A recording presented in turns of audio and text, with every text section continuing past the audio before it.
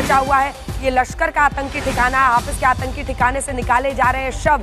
मैंने कहा था ना आपको, अभी तो 90 की खबर आई है। अभी तो जब सुबह होगी तो गिन गिन के इन आतंकियों को गिनेंगे और एक एक करके फिर तब जाके नंबर आएगा। हालांकि इससे पहले जो जानकारी आई थी उसमें 26 लोगों के ही मारे जाने की खबर मानी थी पाकिस्तान ने औपचारिक रूप से, लेकिन अब जबकि इन आतंकियों की पूरी गिनती निकलेगी, पता नहीं बताएंगे भी, आधों को इधर उधर तबाह कर देंगे।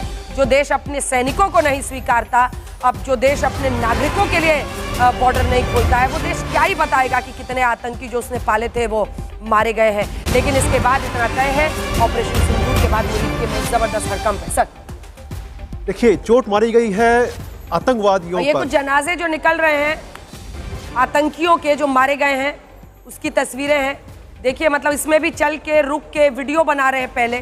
खैर, ये उन पर छोड़ते हैं, लेकिन जो कैजुअल्टीज हुई है और एक के बाद एम्बुलेंसेस की लंबी लंबी कतारें हैं, वो अपने आप में इस बात का प्रमाण दे रही हैं कि आतंकियों के ठिकाने में हमने किस तरह की भारी तबाही मचा दी है। तभी तो इतना हड़कंप है। देखिए, चोट मारी गई है आतंकवाद पर, लेकिन इस चोट का जो थप्पड़ मारा गया है, इस थप्पड़ की जो चोट है वो लगी होगी पाक आर्मी को और ISI को।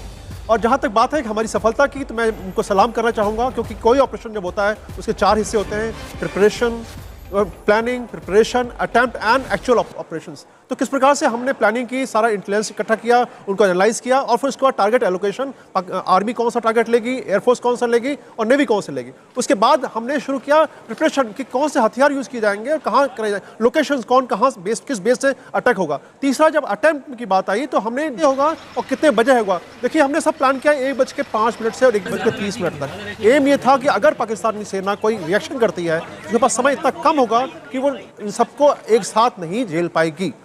चौथी बात, जिस प्रकार से हमें अटैक किए हैं, जो बता रहे हैं सबूत, इन सभी तस्वीरों के लिए जिन लोगों ने तस्वीरें भेजी हैं, बहुत बहुत धन्यवाद, क्योंकि ये सबूत हैं कि हमने किस प्रकार से प्रिसाइज एग्जीक्यूशन किया है। ये हमारी काबिलियत, भारतीय वायुसेना की युद्ध कौशल और उनकी जो परंपरागत जो ऑपरेशंस की उनकी अप्रोच रही है, उसका एक बहुत बड़ा सबूत है। पूरे भारत को इस पर गर्व है। बिल्कुल दयाल साहब, देखिए, सबसे बड़ी बात यह है कि पूरे के पूरे